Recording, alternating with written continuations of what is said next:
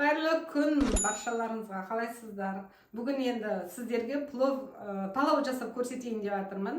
Бізге қажетті өнімдердің бәрін дайындап қойдым, сонымен таныстырып өтейін. Әуелі мына қазанымызды дайындап қойдым. Осыған енді 200 мл сұйық майымды дайындадым. Қазір осыны құйып қазанға қоятын боламыз. Мен айтқан 200 мл майымыз, осы бір кесе болады. Осыны қазанға құямыз. Бісміллә деп. Енді осыны қазір мен газге қойып, қосып қоя берейін, қызып тұра берсін. Сіздерге қажетті заттарды жаңа көрсетем дедім. Мына жерге мен 4 пиязымды дайындап қойдым. Сонымен қатар сәбізімді, мен 1 кило сәбіз осылай турадым, қараңыздар. Қазір бұны қуырғанда өзі кішірейіп қалады. Содан кейін жарты кило күріш, осындай палауға арналған осындай күріш, жарты кило алдым. Сосын мына жерде өзім көз мөлшермен етімді осылай алдым, дәмі шықсын деп. Негізі үйдегілер етті көп қосқанды ұнатпайды, сондықтан шамалы ғана осындай етті қосатын боламын. Және де мына жерде 100 грамм ноқат болған. Осы ноқатты кеше суға салып дайындап қойып едім, бүгін ісініп бәрі дайын тұр. Содан кейін барып 100 грамм мейізім бар, осындай сары мейіз. Содан кейін жаңағы бөдененің жұмыртқасы. Осыны қазір газге қойып қоям, бұл да пісіп дайын тұрсын. Пиязымды төртеуін ашып, жуып, тазалап қойдым. Енді осыны ірі етіп турайтын боламыз.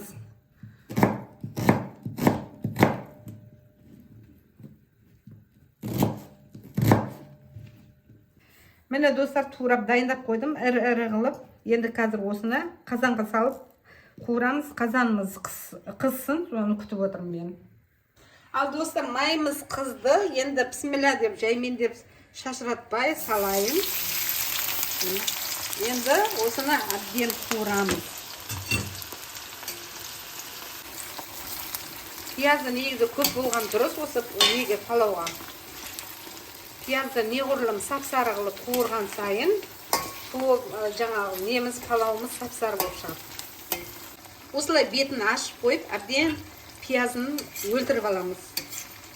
Міне достар, әбден қуырылды, 10 минуттай болды қуырылғанына. Енді осының жарты пиязын бөлек алып қоямыз. Көбісі пиязды ұнатпайды, сондай кісілерге осындай ірі етіп турап, сүзіп алып, сосын етін қуырып, ары қарай кете береді ол өтады. Енді осыған қазір етімізді салып қуыратын боламыз. Негізі оты жақсы болу керек. Етімді салатын боламын. Бісміллә.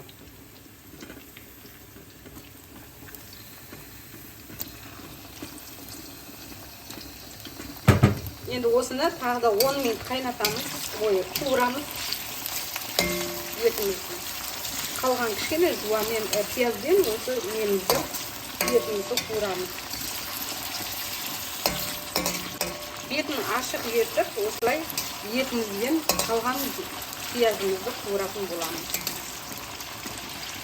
Міне 10 минуттағы етіміз осылай болды.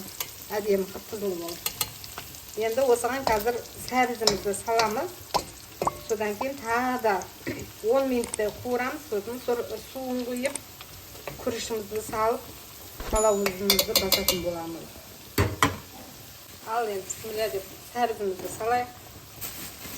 Енді отты баяу отқа қоямыз қазір. Кішкене төмендетеміз.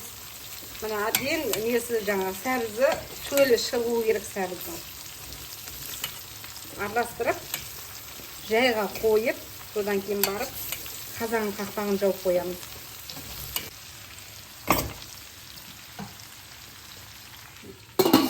Ал енді қазанымызды ашып көрейік.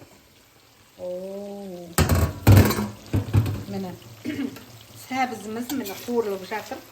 Әлі қуырылуы керек. Тағы да 10 минутқа қойып қоямын. Енді отын күшейтеміз. Арғы жағына қоям, қазір арт жағына сөйтіп отын қатты қойып, қазанның қақпағын ашып қойып, осы сәбізді қуыратын болам. Және бұған мен ноқат қосам қазір. Ноқат. Енді осыны бұл да сәбізбен бірге қуырыла берсін.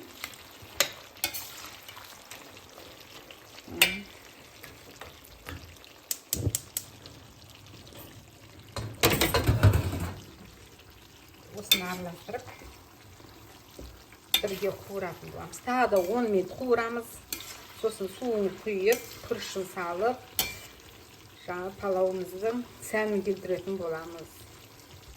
Міне ноқатымызбен жаңағы неміз сәбізіміз екеуі әбден қуырылды. Енді қазір күрішті 3 қайтара әбден жуып келдім. Енді осыған күрішімізді саламыз. Мына жерде осы күріштің көлемі қалай болса, дәл осындай қылып суды құямыз, қайнаған су құямыз. Содан кейін барып тұзын саламыз, дәмін келтіреміз. Дәмді палау болайын деп тұр енді өзі.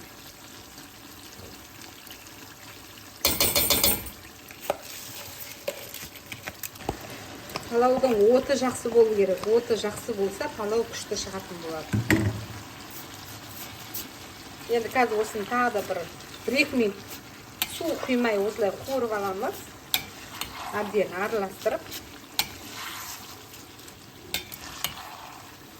Сосын тұзын саламыз қазір. Тұзын өздеріңіз қарайсыздар. Көп жасайтын болсаңыздар, енді дәміне қарай саласыздар ғой. Менікі жаңа 1,5 килограмм күріш болды да. Сосын соған қарай тұзын шай қасықпен саламын. Тұзын салып жатырмын. Енді тағы да бір араластырып жіберейін.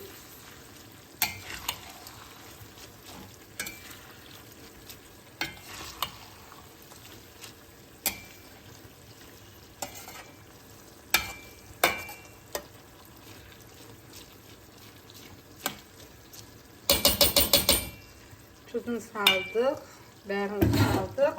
Енді мына мейізді шашыратып жіберем қазір.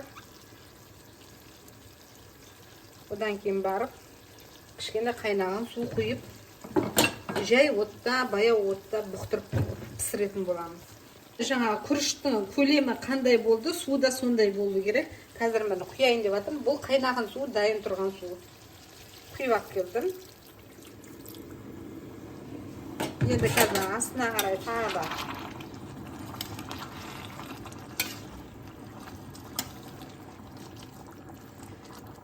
қақпағын жаппай, бір 5 минут қайнатамыз. Қақпағын жаппаймыз әзір. Міне қазанымыз өздеріңіз көріп тұрғанда қайнады. Енді жай баяу отқа қоямын қазір. Күріші әдемі болып пісу үшін, және де тәтті болу үшін баяу отта осылай қойып қоямыз да. И қақпағын мынандай фольгамен жауып тастаймыз.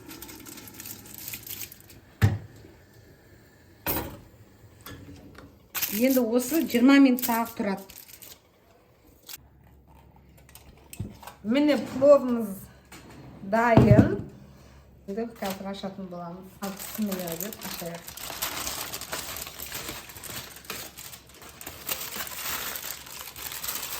Енді шетінен бастап араластыратын боламыз. Шашырап тұр.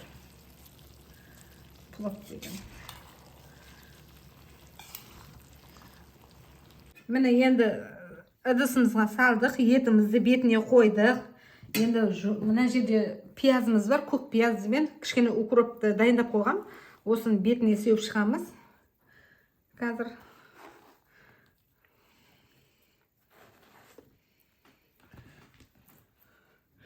сосын жаңа бөдененің жұмыртқасы мынау.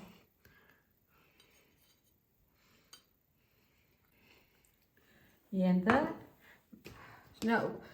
пиязымызды жаңағы не қылып алдым, тұз сеуіп өлтіріп алдым да, үстіне жаңа паприка мен кішкене ащы бұрыш салып қойдым.